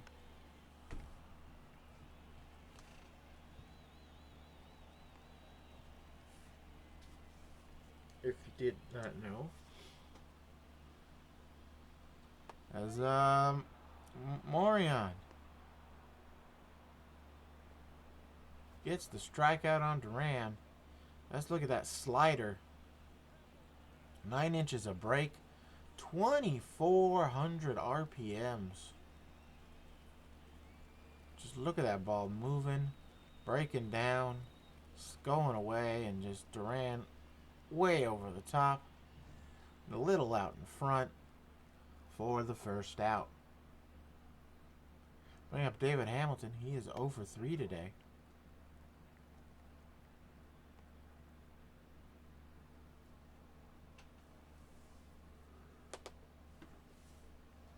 Oh. Takes the sinker for a ball. I see there, we mentioned it earlier, the Orioles leading the East, but only a game and a half ahead of the Red Sox. It's a very tightly contested division over here between the two teams of Boston and Baltimore.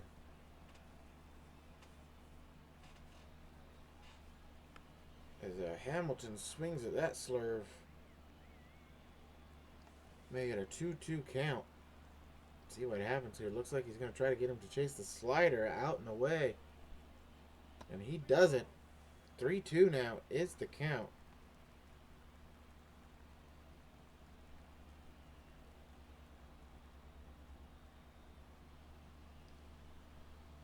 And then the four seam up in the zone got him looking. He thought it was ball four, not even close to ball four.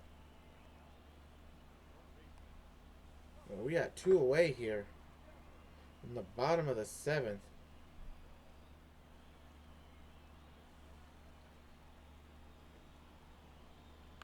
It'll bring up, excuse me. That'll bring up Rafi Devers, who is 3 for 3 today with 3 base hits. 2 opposite field and 1 to the pool side.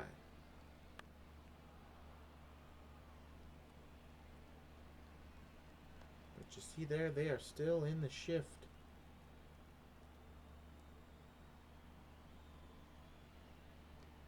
As that slider just misses. Definitely a ball, but that was close. It's a beautiful pitch. I think I would have swung. But maybe that's why I'm not in the majors.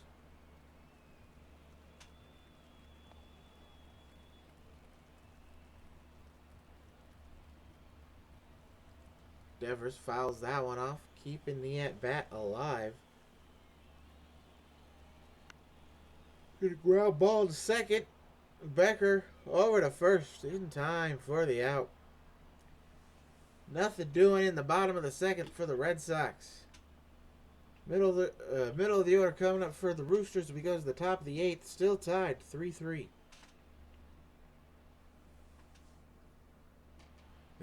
Red Sox bringing a new pitcher, Luis Garcia. 39 games for him, 39 2/3 innings, a 2.27 ERA. strikeout rate just above 21%. Righty's hitting 217. Lefty's hitting 234.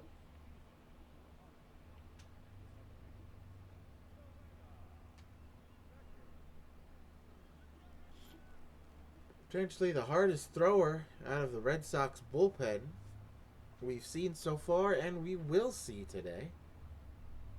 You see there 99 on the sinker for a strike.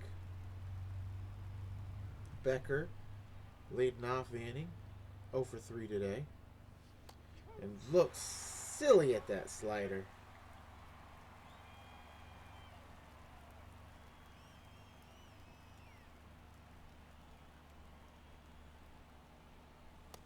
And whoo, that sinker working.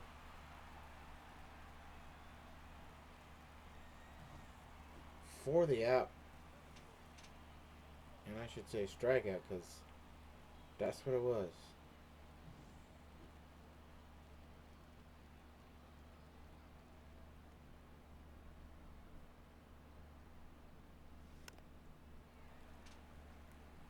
We'll bring up Riley Tall. She is 1 for 3 today. Base hit, scored a run earlier, and a stolen base for her.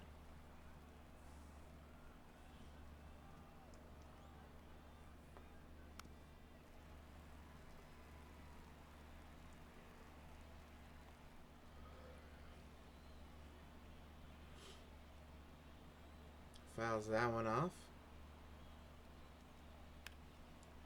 Fouls that one off as well to keep the at-bat alive.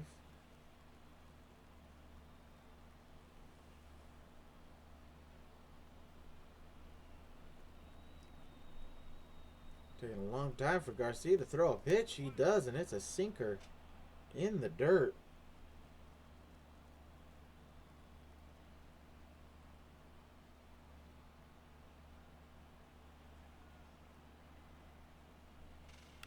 Gee, fouls that one off.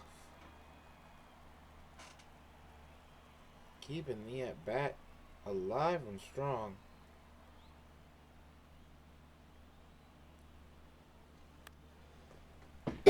Trying to do something. As she fouls off another pitch.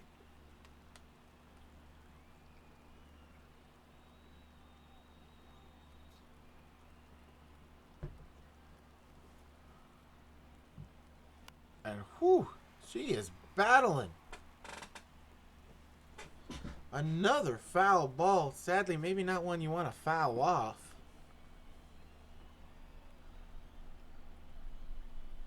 And she finally goes down. Swinging at the Hall of Famer pitch. And that's out number 2. Back-to-back strikeouts for Garcia. See, there's that slider just down at your feet. It's called the Hall of Fame pitch for a reason. Most notably used, at least to me, by Randy Johnson, who I personally think, even though I know Nolan Ryan has the most wins and most strikeouts ever, and Randy Johnson has the most strikeouts ever for a lefty, but only second to Nolan Ryan. But I personally think Randy Johnson is maybe the best pitcher to ever pitch in baseball.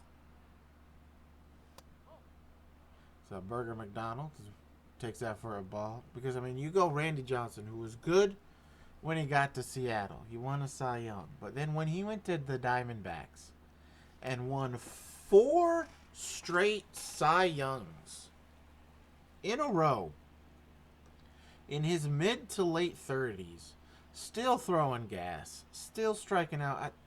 Close to 400 people one season as Burger McDonald strikes out to end the inning. We'll continue this conversation in the bottom of the 8th. Which is where we're heading in a 3-3 tie.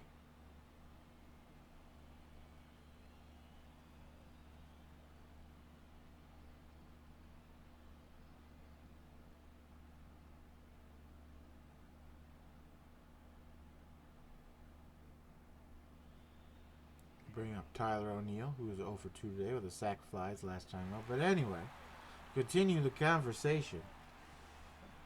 I think he struck out in one of those years like 383 batters or something like that.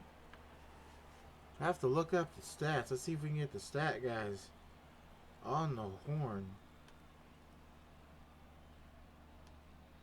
O'Neal, Riley Tall diving stop over to first just in time to get him for the out. What a play by Riley Tall, diving at first to save a base hit.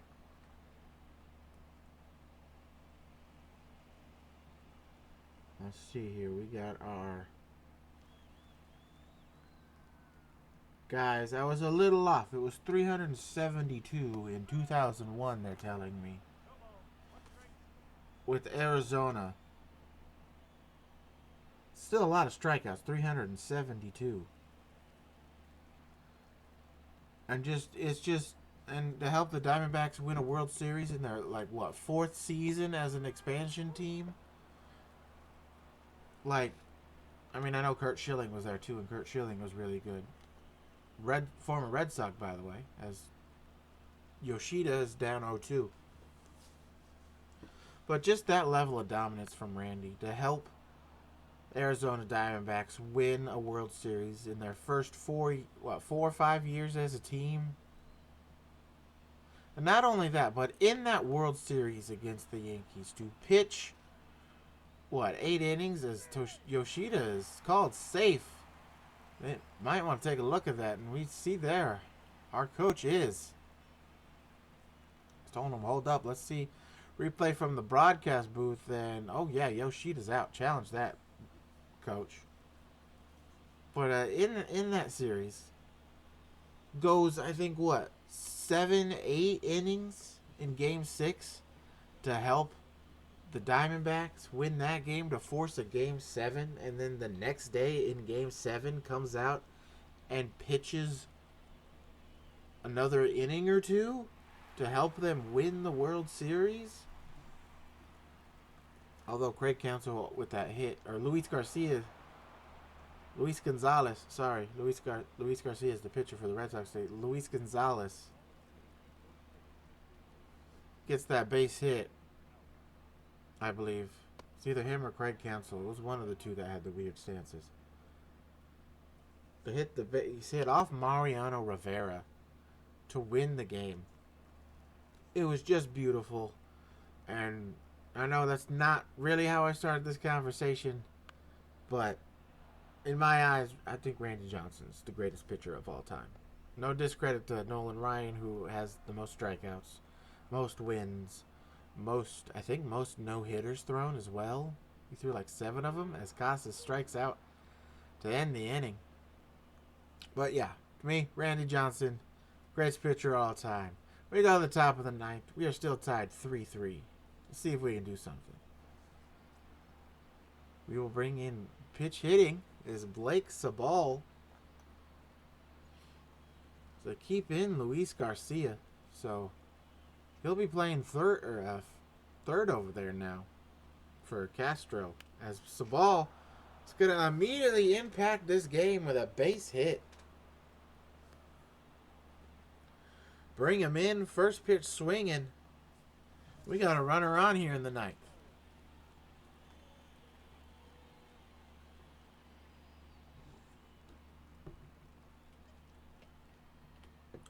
Freya Allen. She is 1 for 3 today with a double. And she's going to be called swinging at that slider for strike 1.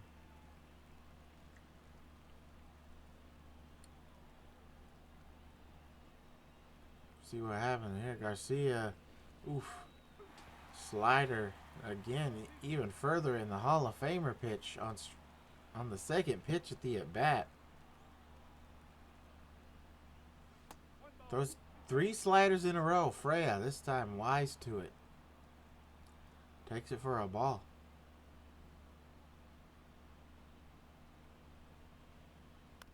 Sinker gonna get down. No, it is not.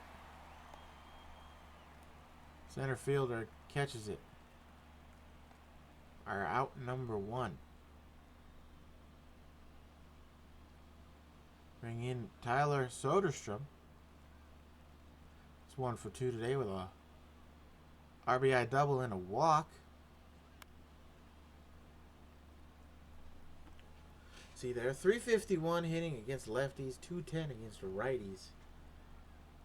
We cut back quick. He got back in that box, and Garcia wants to go. And fouls off that slider.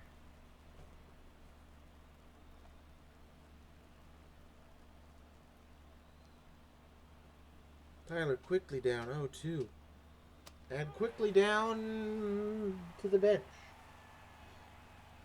with a strikeout.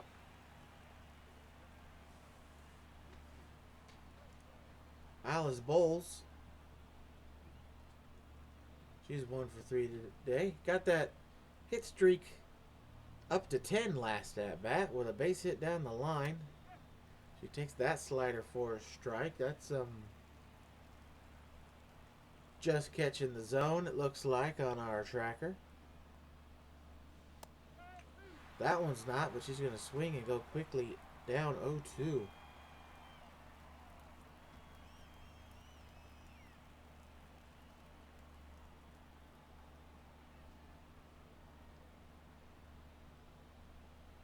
And quickly down 0-3.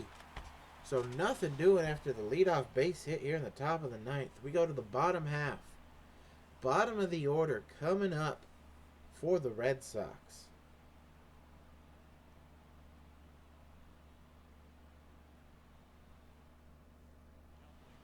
See there, Blake Sabal playing third base.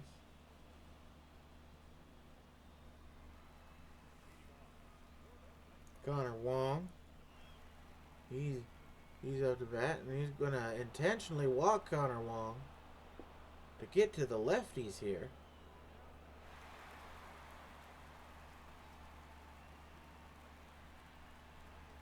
And they're going to bring in Rob Refsnyder, but they had a righty in waiting just in case that happened.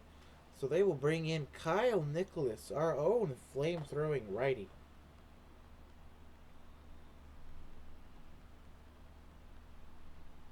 See his numbers there. Came over from the Pirates in an early season trade. They're 98 on the gun.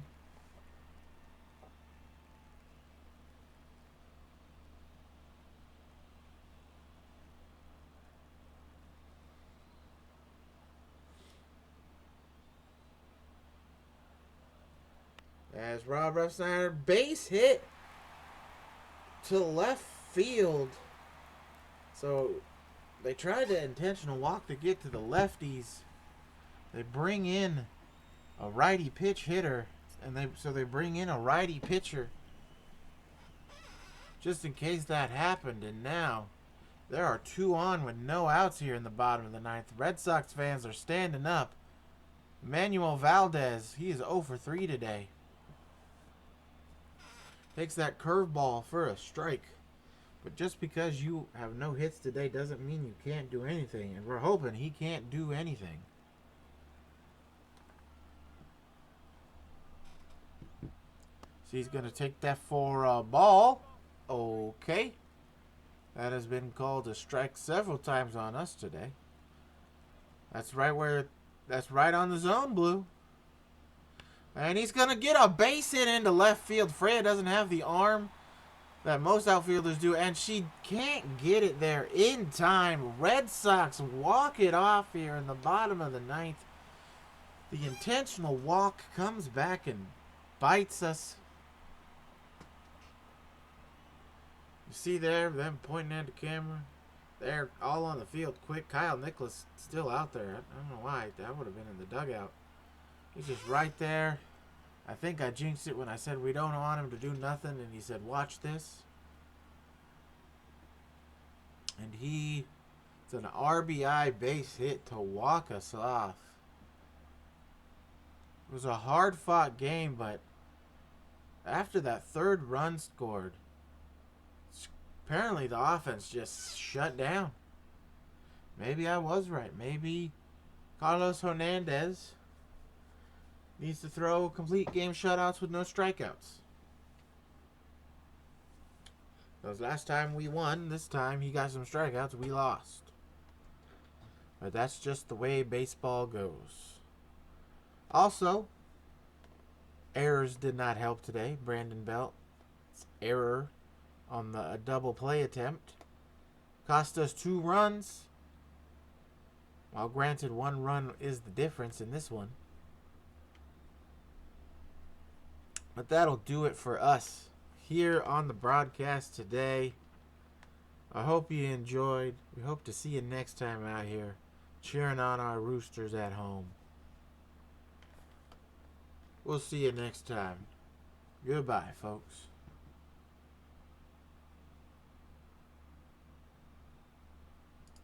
Well.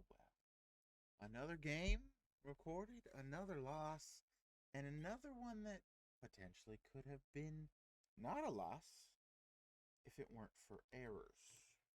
2 errors, scored 2 runs, got him back into the game. But hey, it's okay. You win some, you lose some. Our team does still kind of suck. Anyway, so I immediately thought Regina George, but before we sim, I realized, as soon as I started gameplay, I forgot to show the awards. And surprising award is Burger McDonald, at least as of right now. I don't know if it'll change because of the game we just had in simming to the Tampa Bay game, but he right now is second in an MVP. Second. Go Burger. Those 90 RBIs carrying him because, this game doesn't do WAR or advanced statistics, which is kind of why I still like the game. It doesn't go super hard into advanced statistics because I think most of them are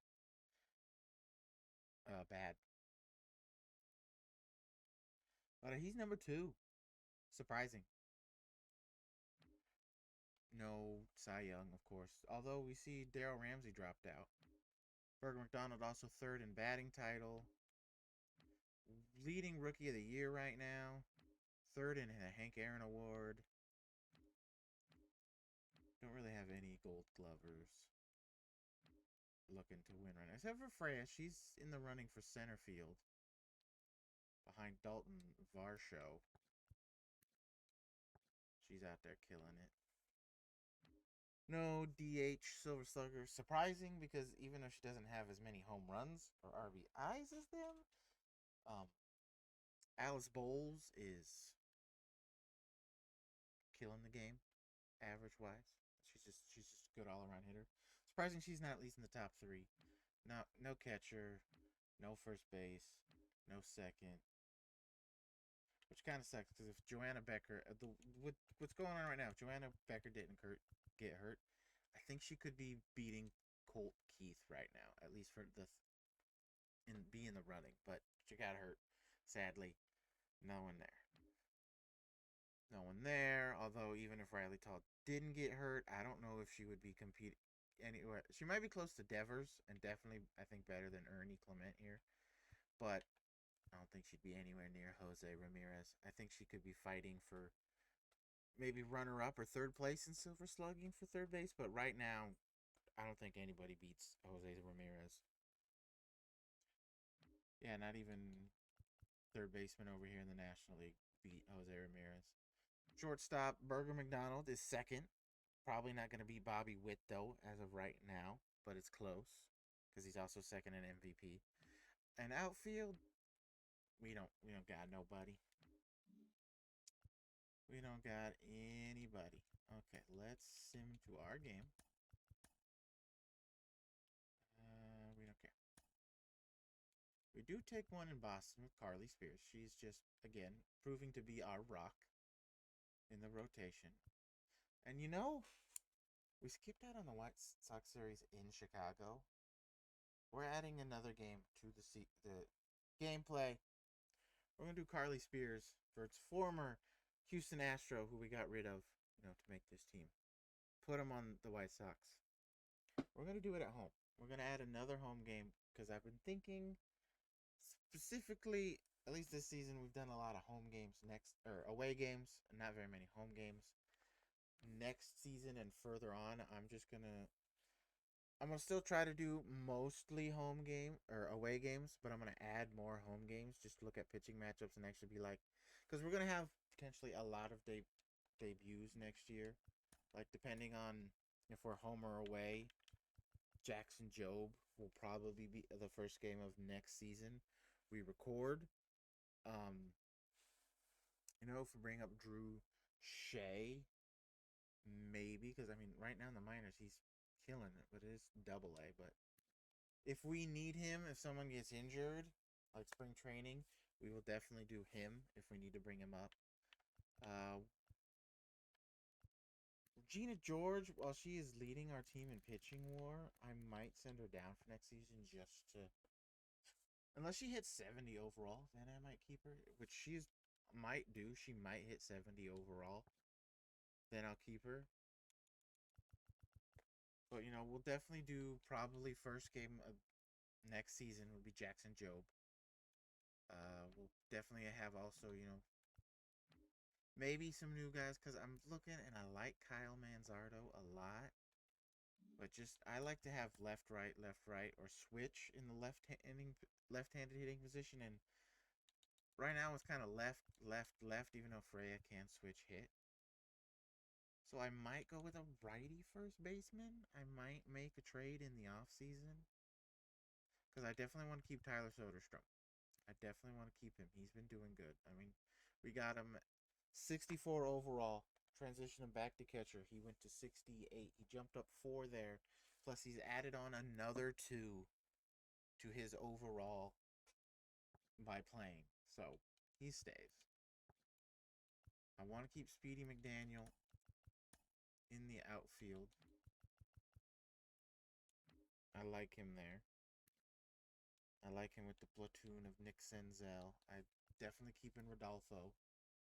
Again, injuries happen. We know we have a good, at least against left-handed pitchers, good offensive backup.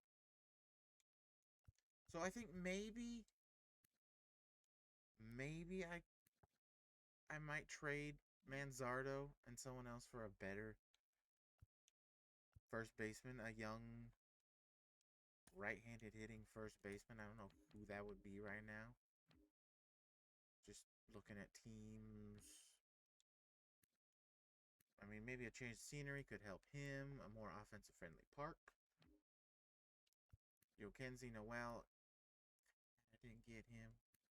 That's okay. Andrew Vaughn, no. If I could get Vladdy, I would. I would definitely trade for him, but I can't. And I don't think in 2 years we'll be able to sign him. Yandy. This is just a quick look around. Yandy, no. No one on the Yankees. Tristan Casas. Casas, I love. He's great. I think he's going to be good. For the Red Sox, kind of glad.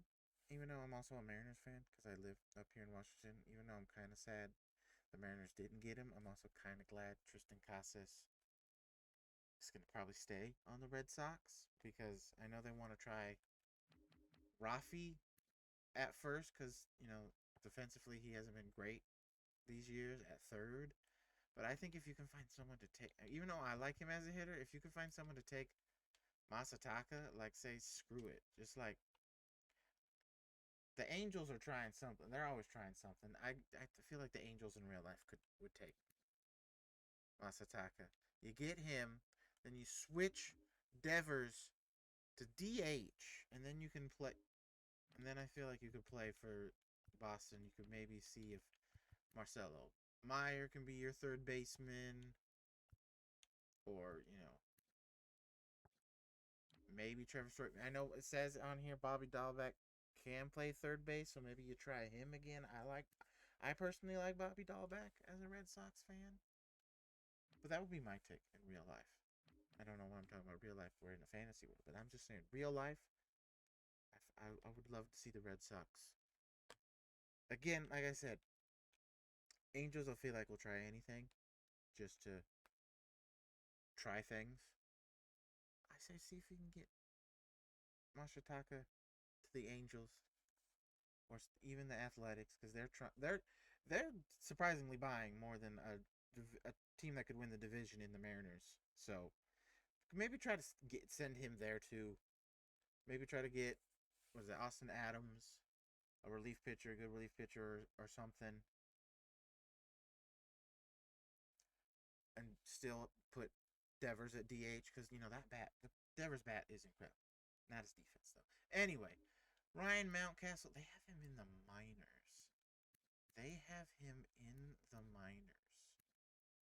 I'm gonna look to maybe he's a trade candidate right now for us. If we do trade Manzardo, they're gonna have him in the minors. I'm gonna wait until Rule 5 because if they don't put him on the big roster, he might be in the Rule 5. And if we can plop him from the Rule 5,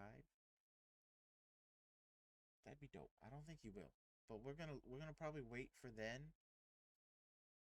Well, I guess we'd have to wait till spring training then. But he's not as young I would like to build with the team. But he's someone I'm looking at right now and I go, if I do want to trade Manzardo for a right-handed hitter, Mountcastle is one of them right now. Definitely not. Have you been? He's getting better in San Francisco. You know what? I'm glad you like it there. Go you. Tyler Locklier's here too. No. Jake Cornwell, Solano, no. Freeman, no. No. He's gonna be a free agent, but we can't. I don't think we sign him. Oh no. Definitely, Paul. I love you, but no. You're great. I think you're an underrated Hall of Famer pick. But no. Les, no. Reese, just to get some pop, but then I have to. So no. Spencer Steer. He's a maybe. He's definitely one we can look at, potentially. Michael Bush, no. Matt Maris, no. Gallo, no. He's going to be a free agent anyway, but still, no. Pete Alonso is going to be a free agent, and he's usually a lot cheaper than that. But I don't know if a brand new team rebuilding a rotation, you immediately go, yeah, I want to go there. Plus, he's going to be 30. Not saying that's old, but just saying, like, in terms of what we're trying to do, he helps immediately, but not in the long term, I don't think. But, if he's still a free agent, say around January in game, because it's January now, January in game, we might for a trade piece. Joanna Bride, no. Olsen, no. Thaniolo, no. Yandy, no.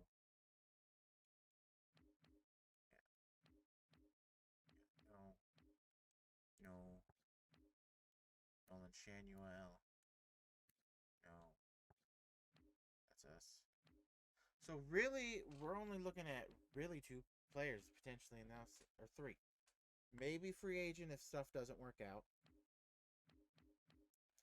Maybe Spencer Steer because he's a year younger than Mountcastle and he can play abundance of positions. But they need a first baseman too.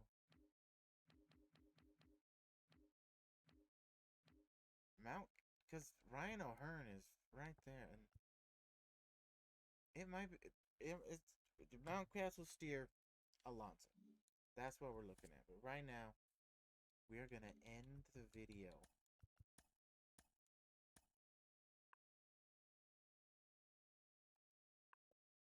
I'm gonna save. I'm just gonna do a real quick peek. See if Burger McDonald is still second in MVP. He is. He is still second behind Bobby Witt. Okay, we're gonna end the video there.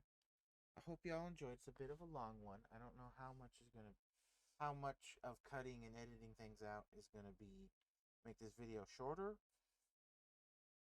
So I do apologize for a longer than normal, even though most of my videos are around at least an hour 50. But anyway, I hope you like the video, and if you do, like it, subscribe, all that jazz, and I'll see you next time. Goodbye.